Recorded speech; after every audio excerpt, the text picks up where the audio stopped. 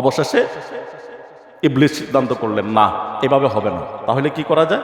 তারে একটা বড় ধরনের একটা মুসিবতের মধ্যে ফেলাইতে হবে। কি? আবার গেছে যায়। তার আইয়ুব আলাইহিস সালামের স্ত্রী ছিল 4 জন। কয়জন? 4 জন। আর সন্তান ছিল 12টা। আইয়ুব আলাইহিস সালামের সন্তান 12 জন, স্ত্রী 4 জন। এই 12টা সন্তান মক্তবের ছাত্র ছিল, ছোট বাচ্চা। এই 12টা সন্তান মক্তবে যাইতো পড়ার জন্য সকালে মসজিদে।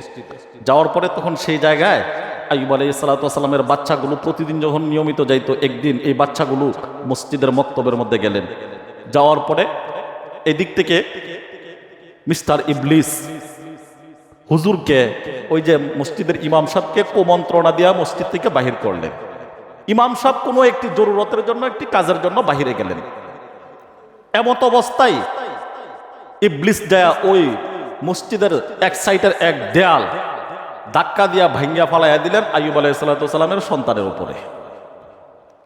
দেয়াল দইসা পড়ে গেল আইয়ুব আলাইহিস সালামের এই 12 সন্তান এক পাশেই ছিল, 12 সন্তানের উপরে। 12 সন্তান দেয়াল দশার কারণে দেয়ালের তলে পড়ে নিচে পড়িয়া 12 সন্তানই শাহাদত বরণ করলেন, মারা গেলেন। ঘটনাক্রমে তিনার কাছে খবর গেল যে হুজুর, পয়গম্বর, আপনার যে ওই 12 সন্তান মসজিদের মক্তবের মধ্যে যাইতো, এই সন্তানগুলো তো মারা গেছে। এবার মসজিদের ইমাম সাহেব তো আতঙ্কিত, ভীত সন্ত্রস্ত। তিনি করলেন কি, আস্তে আস্তে ওই আইয়ুব পয়গম্বরের কাছে গেলেন, যাই জোরহাত করে খুব কাকতি মিনতির সুরে বলতেছেন যে হুজুর, পয়গম্বর, আমি তো আসলে আমার একটু জরুরত চাহিদা পূরণের জন্য আমি বাইর হয়ে চলে গেছিলাম, আর এই অবস্থায় দেয়াল দইসা ভাইয়া আপনার বাচ্চাগুলোর উপরে পড়ে আপনার বাচ্চাগুলো মারা গেলেন। আমি তো এখানে কি করব, আমার তো কোনো দোষ নাই। তো আইয়ুব আলাইহিস সালাম ইমাম সাহেবকে সান্ত্বনা দিতেছেন আর বলতেছেন, ও হুজুর, এই যে দেয়াল দইসা পড়ছে আর বানছে, এতে আপনার কি অপরাধ, আপনার কি দোষ? আপনার তো কোনো দোষ নাই। এই সন্তানের মালিক তো ছিল আল্লাহ, সন্তান দান করেছেন আল্লাহ। আমার কাছ থেকে আবার আল্লাহ ছিনাইয়া নিছে, এখানে দুঃখ প্রকাশ করা আর সমবেদনার এখানে আর কি হইল? তখনও পয়গম্বর আইয়ুব আলাইহিস সালাম 2 রাকাত নামাজ পড়লেন, সেজদা করলেন, আল্লাহ তাআলার কাছে নামাজ করে দোয়া করতেছিলেন আর বলতেছিলেন, মালিক, তুমি না আমাকে সন্তান দিয়েছো, এই সন্তানের মালিক তো আমি না। আল্লাহ, তুমি আমাকে সন্তান দিয়েছো, আবার তোমার মাল তুমিই ফেরত নিয়েছো। ও মালিক, এতে আমি অসন্তুষ্ট নয়, তারপরেও আমি মালিক তোমার প্রতি সন্তুষ্ট, আমি মালিক তোমার প্রতি খুশি। এজন্যই তো বাচ্চা যখন মারা যায়, জানাজার নামাজ যখন পড়ি, তখন আমরা জানাজার নামাজের মধ্যে একটা দোয়া পড়ে থাকি বাচ্চার জন্য। বাচ্চার জন্য নির্ধারিত একটি দোয়া আছে, পুরুষদের জন্য, সাবালিক নারী পুরুষদের জন্য, তাদের জন্য একটা দোয়া আছে, আল্লাহুম্মা গফিরলি হাইয়িনা ওয়া মাইয়িতিনা ওয়া শাহিদিনা ওয়া গায়িবিনা ওয়া সগীরিনা ওয়া কাবীরিনা। এই যে দোয়াগুলো পড়ি, বলি যে আল্লাহ, এই মৃত ব্যক্তি আমার সামনে হাজির, তার জন্য দোয়া করতেছি, তার গুনাহ মাফ করো, আমাদের গুনাহ মাফ করো, আমাদের নারী পুরুষদের গুনাহ মাফ করো, আমাদের উপস্থিত অনুপস্থিত সমস্ত শ্রেণীর মানুষদের গুনাহ মাফ করো। এটা হলো সাবালিক একজন নারী পুরুষের জানাজার দোয়ার তর্জমা অর্থ। কিন্তু একজন বাচ্চা, শিশু বাচ্চা যখন মারা যায়, তখন দোয়া করে, আয় আল্লাহ, আল্লাহুম্মা জাআল হুলানা ফারতাম ওয়া জাআল হুলানা। এই যে দোয়াটা, আগেরটা ছিল আল্লাহুম্মা গফিরলি হাইয়িনা, আল্লাহ তারে তুমি মাফ করো, আমাদেরকেও মাফ করো। আর এখনকার দোয়াটা হলো আল্লাহুম্মা জাআল হুলানা ফারতাম ওয়া জাআল হুলানা। এই যে দোয়ার নমুনা ভিন্নত হওয়ার কারণ হলো, অর্থ উঠলো এরকমটা, আগের দোয়া ছিল আমাকে মাফ করো, আর এবার শিশু মাসুম বাচ্চার জানাজার দোয়া হলো, আল্লাহ তুমি আমাকে যে আমানত দিয়েছিলা, এই আমানত তোমার কাছে আমি তোমার ব্যাংকে জমা রাখলাম। মৃত্যুর পরজগতে ময়দানে মাহশরে, হাসরের দিন এই সন্তানকে আমি ফেরত চাই। আল্লাহ ওই মুসিবতের সময় এই সন্তানকে আমার জন্য মুক্তির একটা মাধ্যম বানায় নিও। বলেন সুবহানাল্লাহ। তো আইয়ুব আলাইহিস সালাম তো এই কথা জানেন। তিনি বলতেছেন, সন্তান দিছেন আল্লাহ আমাকে, নিয়ে গেছেন আপনি, তো আমার তো এখানে আফসোস করার মতন কোনো কিছু নাই। আইয়ুব আলাইহিস সালাম ধৈর্য ধারণ করলেন। ও মুসলমান ভাইয়ের আমার, কিন্তু না, এই অবস্থায় কোনো অবস্থাতেই আইয়ুব আলাইহিস সালামকে তিনাকে আল্লাহর ইবাদত থেকে বিমুখ করাইতে পারেন না, ফিরাইতে পারেন না। অবশেষে তিনি করলেন কি, একজন দরবেশের বেশ ধরে পাঞ্জাবি টুপি লাগাইয়া মাশাআল্লাহ একবারে পাক্কা একজন হুজুর সাইজা ইবলিস করলো কি আইয়ুব আলাইহিস সালাতু ওয়াস সালামের সঙ্গে সরাসরি কথা বললেন, সরাসরি কথা বললেন। বলতে যায় তখন বলতেছেন, ও পয়গম্বর আইয়ুব আসেন তো, আমি আপনার সঙ্গে একটু কথা বলতে চাই, আপনার সঙ্গে একটু কথা বলতে চাই বইলা পয়গম্বর আইয়ুবকে তার কাছে নিলেন। নেওয়ার পরে পয়গম্বর আইয়ুব আলাইহিস সালাতু ওয়াস সালামকে বলতেছেন, হুজুর আমি আপনার সঙ্গে একটু কানে কানে কথা বলতে চাই। এবার মিস্টার ইবলিস আইয়ুব আলাইহিস সালাতু ওয়াস সালামের সঙ্গে কানে কানে কথা বলার জন্য তার মুখটা আইয়ুব আলাইহিস সালাতু ওয়াস সালামের কানের কাছে নিলেন। নেওয়ার পরে আইয়ুব পয়গম্বর আলাইহিস সালাতু ওয়াস সালামের কানের এক পাশে ডান পাশে তিনি ফু দিলেন, আবার বাম পাশে গিয়ে বাম পাশেও ফু দিলেন। ফু দেওয়ার পরে আল্লাহ তাআলা এই আইয়ুব আলাইহিস সালাতু ওয়াস সালামকে যেন ফু দিল ইবলিসে, এই ফু দেওয়ার কারণে কিছুদিন অতিবাহিত হলে পরে এই ফুয়ের মাধ্যমে এটাকে একটা ওসিলা বানাইলেন, এটাকে একটা মাধ্যম বানাইলেন আল্লাহ। বানায়া তখন আইয়ুব আলাইহিস সালাতু ওয়াস সালামের শরীরের মধ্যে আস্তে আস্তে ফোড়া ধরলো, ফোড়া ফোড়া, যেটা আমাদের বর্তমান সময়ের মধ্যে বলা হয় ফক্স অথবা বসন্ত, যেটাই বলেন আর কি। তো আইয়ুব আলাইহিস সালাতু ওয়াস সালামের শরীরের মধ্যে বসন্তের মতন কিছু ফোড়া ধরলেন, পানির ফুসকা ধরলেন। এইভাবে ধরার পরে এখান থেকে আস্তে আস্তে তিলে তিলে তিলে তিলে বড় হইতেছে, বড় হইতে হইতে হইতে হইতে হইতে এমন অবস্থা হয়ে গেছে গা আইয়ুব আলাইহিস সালাতু ওয়াস সালামের সারা শরীর কত বিক্ষত হয়ে গেছে, সারা শরীর একেবারে পচে গলে নষ্ট হয়ে গেছে গা, চামড়া উঠে গেছে, গোশত পড়া শুরু হয়ে গেছে গা, আর শরীরের মধ্যে পোকা তৈরি হয়ে গেছে গা। আল্লাহ তাআলা পোকা তৈরি করে দিয়ে দিচ্ছেন, পোকা পোকা অটোমেটিকলি তৈরি হইতেছে। দিন যায় দিন যায়, পোকার সংখ্যা বাড়ে, পোকা কমে না। আর পোকাগুলো এখানে তাইকা কিলকিল করে ঘুরে শরীরের মধ্যে। মুসলমান ভাইয়েরা, আপনাদের কাছে এই কথাগুলো হয়তো এমনটা মনে হবে কোনো কিচ্ছা আর কাহিনী আর গল্প গুজরের মতন না, এটাই ইতিহাস, এটাই আল্লাহ তাআলা কোরআনের বর্ণনা করেছেন, এইভাবে ঘটনাটা তুলে ধরেছেন।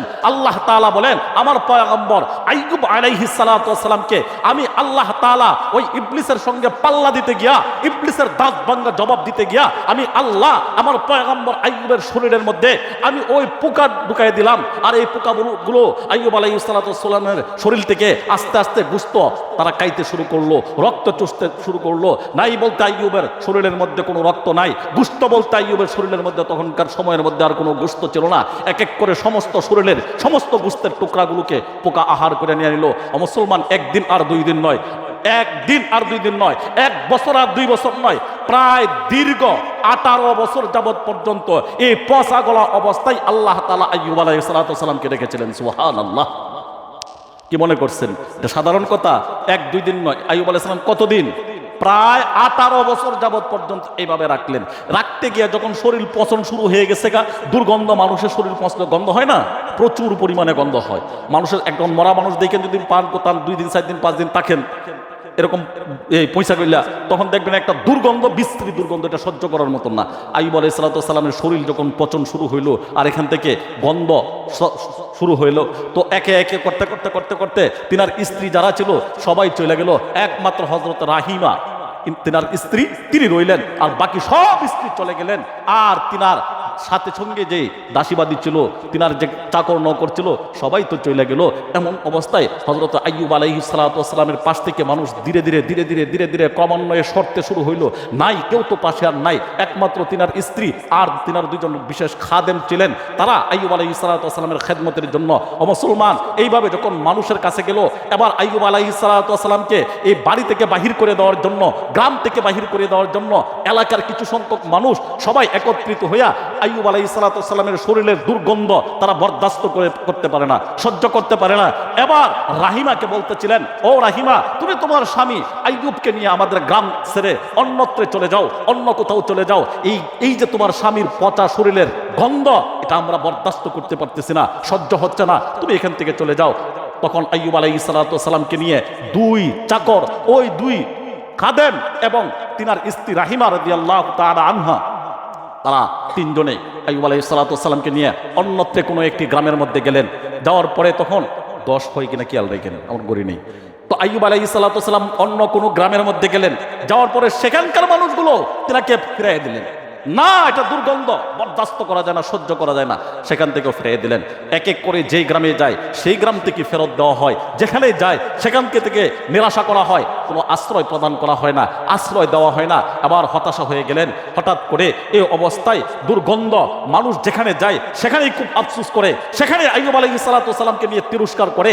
একটি পর্যায়ে আল্লাহ তাআলার পরীক্ষা শুরু হলো, আর এই পরীক্ষার মধ্যে আইয়ুব আলাইহিস সালাতু ওয়াস সালামকে নিয়ে তিনার স্ত্রী এবং দুইজন খাদেম নিয়ে যখন চলতেছিলেন, এবার দুইজন খাদেমের মধ্যেও কানাঘুষা শুরু হয়ে গেল। আর বলতেছে, হায় হায়, যেখানে যাই এখানে তো আইয়ুবের কোনো আশ্রয় নাই, এই দুর্গন্ধ তো কেউ হজম করতে পারে না, সহ্য করতে পারে না, এখন কি উপায়? আর মানুষ, উনি যদি নবী হইতো, এখন তাদের ভিতরে সন্দেহ চলে আসছে। এতক্ষণ পর্যন্ত কি ভালো ভালো ভালো, সব কিছুই ভালো, ইমাম সাহেব ভালো, আমার এলাকার আলেমও ভালো, সবাই ভালো। যখন দেখবেন কোনো মুসিবত আয়া পড়ছে, বিপদ আয়া পড়ছে, তখনই বলবো, হ্যাঁ যদি অত বড় হুজুরি হইতো তারে আল্লাহর উদ্দেহে রে। সমাজের এই কথাগুলো আমাদের আছে কিনা? নাই। একজন নামাজি মানুষ যখন দিনদার 5 ওয়াক্ত নামাজ পড়ে, কোনো বিপদে পতিত হয়ে গেলে একটু রোগ পীড়া দেখা দিয়ে দিলে, তখন আরেকজন মানুষ আঙ্গুল তুলে কয়, হ্যাঁ না নামাজি, তার অসুখ হয়ে গেল লেগে, হ্যাঁ না নামাজি, হ্যাঁ মিথ্যা মামলায় পড়লো কেন লেগে, হ্যাঁ না নামাজি, তাহলে তার সন্তানটা অবাধ্য হইল কি? এগুলো ভুয়া তত্ত্ব, ভুয়া কথা, এগুলো বলবেন না। এগুলো আল্লাহ তাআলার পক্ষ থেকে পরীক্ষা। আল্লাহ তাআলা তো তাকেই পরীক্ষা করে যে ব্যক্তি আল্লাহর গোলামি করে। আমি যদি মালিকের কাছ থেকে কোনো কিছু পাওয়ার চাওয়ার আশা আকাঙ্ক্ষা করি, তবেই না আমার জন্য আল্লাহ তাআলার পক্ষ থেকে পরীক্ষা আসবে। আর আমার জীবনে নামাজ পড়ি না, আল্লাহর কাছে কোনো চাওয়ার পাওয়াই বলতে কোনো কিছু আমার নাই, আমার জন্য আল্লাহ তাআলার পক্ষ থেকে কিসের পরীক্ষা হইতো? আমার জন্য তো আল্লাহ তাআলার কোনো জিম্মাদারি নাই। আল্লাহ তাআলা যাকে জান্নাত দান করবেন, যাকে পছন্দ করেন, যাকে মহব্বত করেন, যাকে ভালোবাসেন, আল্লাহ তাআলার পক্ষ থেকে ওই বান্দা আর বান্দির জন্যই, তিনার জন্যই পরীক্ষা আসে। এজন্য সমাজের কোনো মানুষ, নামাজি মানুষ, দিনদার মানুষ, দাড়িওয়ালা, টুপিওয়ালা, আলেম, যে কোনো শ্রেণীর মানুষ হোক না কেন, যদি নামাজি ব্যক্তি হয়, কোন মুসিবতে পতিত হয়, তাহলে ওই ব্যক্তির ক্ষেত্রে দয়া করে আল্লাহর রাস্তে আপনারা এমন কোনো কটুবাক্য বলবেন না, এমন কোনো অশ্লীল কথা বলবেন না যে ও না নামাজি, ও না দিনদার। আরো তো সমাজের ভাই, আমরা তো মসজিদের ইমাম, আমরা তো মোটামুটি আলেম, এই হিসাবে কিন্তু সমাজের চিত্রগুলো জানি। আপনাদের এলাকায় আছে কিনা জানি না, আমাদের এলাকায় জানি। আমাদের পার্শ্ববর্তী পরিবার যারা আছে, এরা তো আলেম না, আমাদের স্ত্রী, আমাদের মা বোন, এরাদেরকে যখন আমরা পর্দায় আবদ্ধ করি, পর্দায় চলার জন্য উদ্বুদ্ধ করি, পর্দার ভিতরে ঢুকাই, তখন আমাদের সন্তানাদি, আমাদের চলতে ফিরতেও তো কোনো না কোনো একটু ভুল ত্রুটি হতে পারে কি পারে না? কারণ কেননা আমি মানুষ, যেই যদি করে কোনো একটু দেখবেন হেরফের হয়েছে, তখনই 6 হাত লম্বা ফতোয়া নিয়ে বাইরে, এরা না নামাজি, এরা না হুজুরের পরিবার, এরা না আলেমের পরিবার, তাহলে এরা এই কাজটা করলো কিভাবে? না ভাই, এটা বলা যাবে না। আল্লাহর পক্ষ থেকে পরীক্ষা হলো যাকে আল্লাহ মহব্বত করেন তাকে। আইয়ুব আলাইহিস সালাতু ওয়াস সালাম, তিনি নবী ছিলেন, পয়গম্বর হওয়ার পরেও আল্লাহর পক্ষ থেকে তিনি পরীক্ষায় পড়লেন কি পড়লেন না? পরীক্ষা পড়ছেন। আইয়ুব আলাইহিস সালাম পরীক্ষা তো আর পরীক্ষা সাধারণ কোনো পরীক্ষা নয়, তিনার সমস্ত শরীর পচাইয়া গলাইয়া দিলেন। বিশেষ কাদেম যারা ছিল তাদের ভিতরে এখন সন্দেহ তৈরি হয়ে গেছে, হে আইয়ুব যদি সত্যিকার অর্থে নবী হইতো, তাইলে তার শরীরের মধ্যে এইভাবে পছন্দ তৈরি হইল কেন লাগিয়া? নাউজুবিল্লাহ বলেন। সত্যিকার অর্থে যদি নবী হইতো, তাহলে পছন্দ তৈরি হইল কেন লাগিয়া? আস্তে আস্তে দুজনের ভিতরে এরকম সন্দেহ যখন তৈরি হয়ে গেল, দুজনে চলে গেল। রইল একমাত্র তিনার স্ত্রী সাথে রইল, আর দুনিয়ার কেউ নাই। তিনার স্ত্রী যেই পরিমাণ টাকা আর পয়সা ধনসম্পদ ছিল, এই টাকা পয়সা দিয়ে স্বামীর সেবা শুশ্রূষা করার জন্য, চিকিৎসা করার জন্য সমস্ত টাকা পয়সা ব্যয় করে দিলেন। নাই বলতে আর কোনো অস্তিত্ব নাই, টাকা পয়সার কোনো কিছু নাই।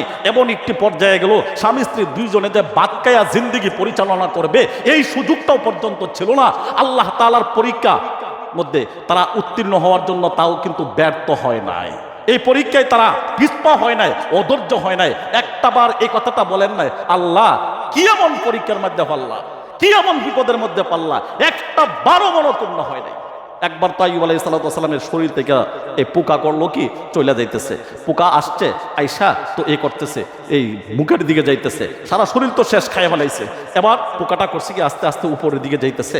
যাওয়ার পরে পোকা হঠাৎ করে আবার নিচের দিকে যাওয়া শুরু করছে।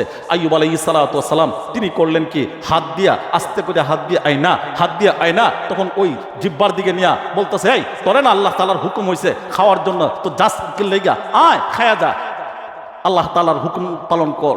এবার আইয়ুব আলাইহিস সালাতু ওয়াস সালাম যখন এভাবে নিলেন, আল্লাহ তাআলা পোকার জবান খুলিয়ে দিলেন। তো পোকা বলতেছে যে যেই জিহ্বার মধ্যে আল্লাহ তাআলার নামের জিকির চলতে পারে, আল্লাহ তাআলার নামের ওয়াহদানিয়তের কথা চলতে পারে, ওই জিহ্বা খাওয়ার অনুমতি আল্লাহ আমাকে দেয় নাই। সুবহানাল্লাহ। পোকা খাইতে খাইতে খাইতে কিছু কিছু পোকা যখন নিচের দিকে পড়ে গেছে, তিনার স্ত্রী রাহিমা রাদিয়াল্লাহু তাআলা আনহাকে ওই পয়গম্বর আইয়ুব আলাইহিস সালাতু ওয়াস সালাম বলতেছিলেন, এ বিবি, তুমি ওই যে কিছু পোকা এরা চলে গেছে, এদের রিজিক তো আমার শরীরের মধ্যে আল্লাহ তাআলা দিয়ে দিয়েছেন, তুমি ওই পোকাগুলোকে, আমি তো উঠাইতে পারি না, তুলতে পারি না, ওই পোকাগুলোকে আমার শরীরে তুইলা দাও। আল্লাহ তাআলার এই মাখলুকগুলো যেন আমার শরীরের মাংস খায়া, গোশত খায়া তার তৃষ্ণা, তার ক্ষুধা নিবারণ করতে পারে। বলেন সুবহানাল্লাহ। আমার মতন বসিরউদ্দিন আর সলিমউদ্দিনরে যদি এরকম পচা রূপ দিত, তাহলে কত জাতের তিরস্কার আল্লাহর প্রতি আসতো যে এটা হিসাব ছাড়া। একটু জ্বর দিলে, একটু মুসিবত পড়লে আল্লাহ কালে আমারই দেখছে, আর কেউ হয় না। কুজ্জা এই কথা ভাই দয়া করে আল্লাহর রাস্তায় কথা বলবেন না, ঈমান যাওয়ার সম্ভাবনা থাকে। এমন কথা বলাই যাবে না কখনো। কারণ কেন? যা আসে মালিকের পক্ষ থেকে কি রহমত, মালিকের পক্ষ থেকে কি এটা আমার জন্য রহমত। সময় কম।